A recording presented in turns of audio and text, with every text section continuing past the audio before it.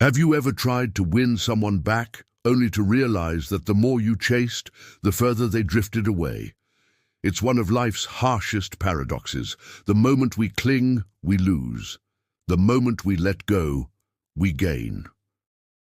Marcus Aurelius once wrote, "If it is not right, do not do it.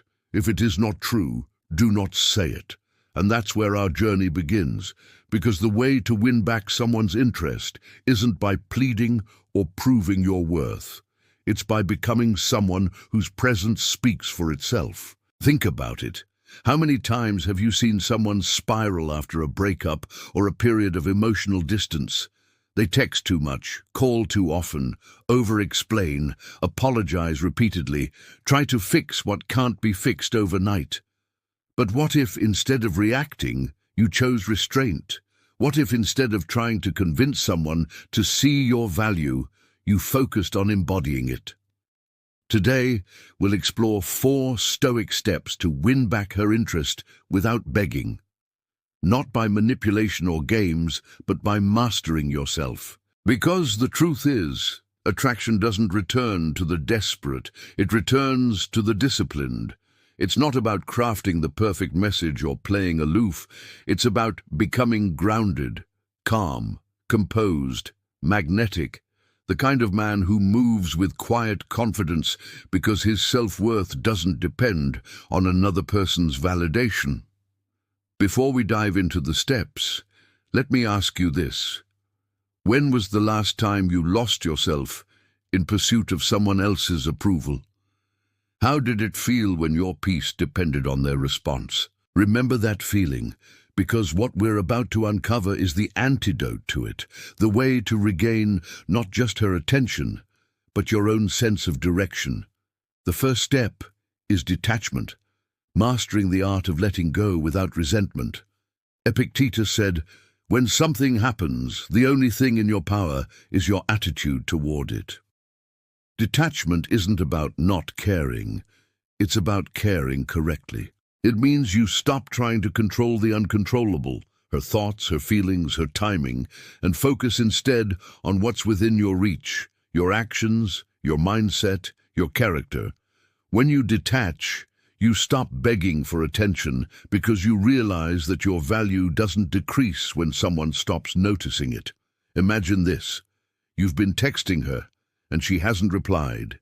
The old version of you might panic, double text, or spiral into self-doubt. But the Stoic version pauses. He breathes. He says to himself, "Her silence does not define me. My peace remains mine." That single act of inner restraint communicates something words never could: strength. A woman senses when a man is at peace with uncertainty. It's paradoxical, but detachment creates space for attraction to breathe again. Ask yourself, are you holding on because you love her or because you fear losing her? True love cannot exist alongside fear. Fear makes you chase. Love allows you to let be. When you detach, you remind both yourself and her that you're not chasing an outcome. You're becoming the kind of man worth choosing.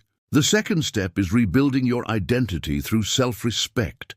Seneca wrote, "He who is brave is free." Freedom begins when you stop living for someone else's approval and start living according to your own principles. After emotional loss, many men forget who they are. They mold themselves into what they think she wants. They text differently, change their opinions, act unnatural, all in the hope of being accepted again. But that's not attraction.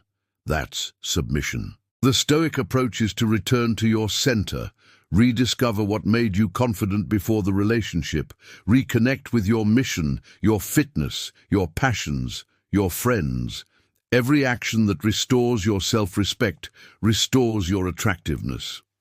Because here's the quiet truth: confidence is not about being loud or boastful.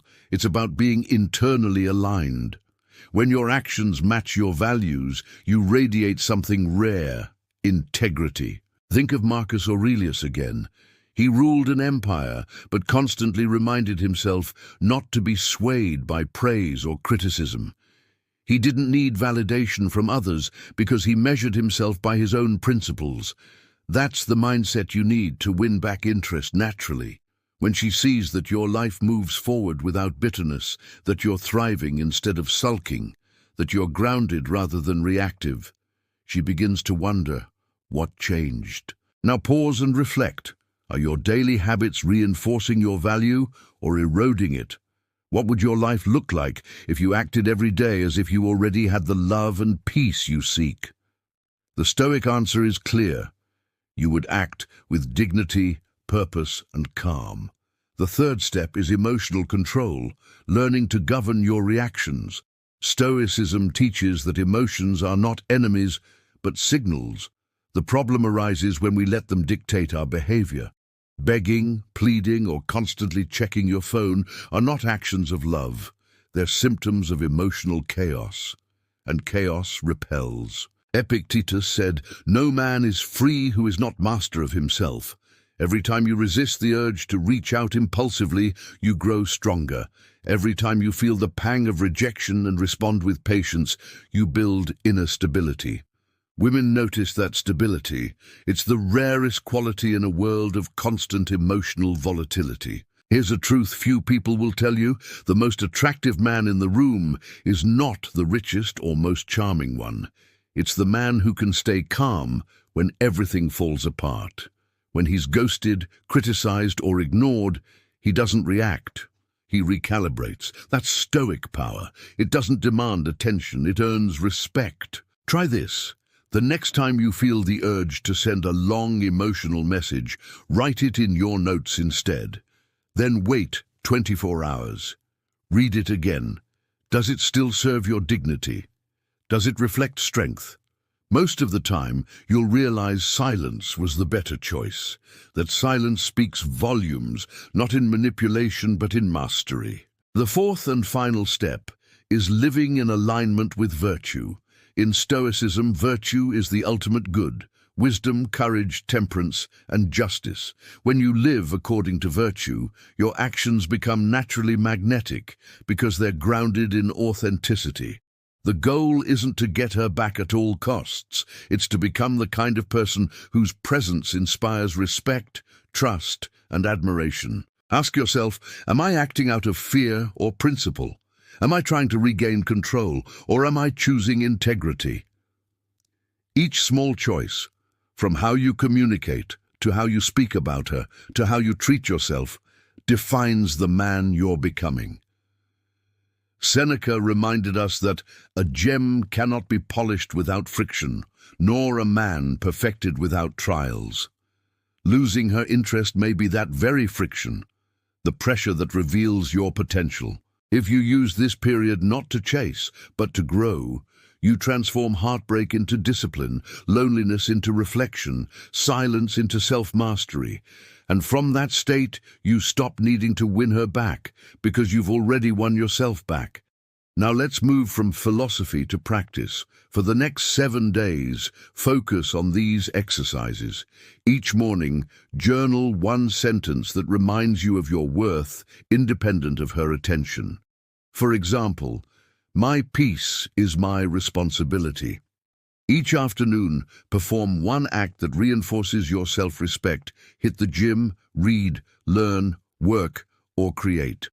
At night, reflect on your emotional responses during the day. Did you act from impulse or from principle? Record your observations without judgment, just awareness. Second, practice voluntary silence. Choose one day this week where you avoid reaching out or checking her social media. Notice the discomfort that arises.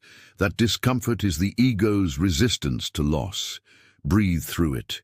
You'll notice that as you detach, the urge begins to lose power, and in its place, a deeper peace emerges. Third, meditate daily for 5 minutes on impermanence. Everything changes: feelings, relationships, circumstances. Marcus Aurelius meditated on death daily, not out of gloom, but to remind himself of perspective. When you realize how temporary everything is, you stop clinging and start appreciating.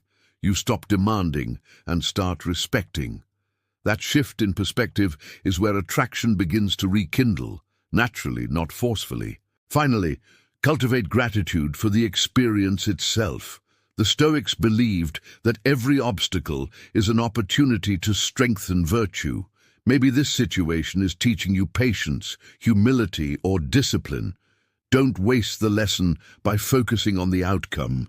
Instead, focus on who you're becoming through it. As we close, remember this: you cannot beg someone to see your worth. You can only become so grounded, so peaceful, that your worth becomes undeniable. Winning back her interest isn't about strategy, it's about transformation. When you rise above desperation, you remind her and yourself of the strength you always had. So ask yourself one final question. If she came back today, would she be meeting the same man she left, or someone wiser, calmer, more self-assured? Let your actions make the answer clear. If this message resonated with you, take a moment to reflect on what part of your life needs more discipline and less dependence. Share your thoughts in the comments. Your reflection might help someone else who's struggling. And if you want more content that helps you live with the calm strength of a Stoic, remember to subscribe. Until next time, stay grounded, stay free, and keep walking the path of self-mastery.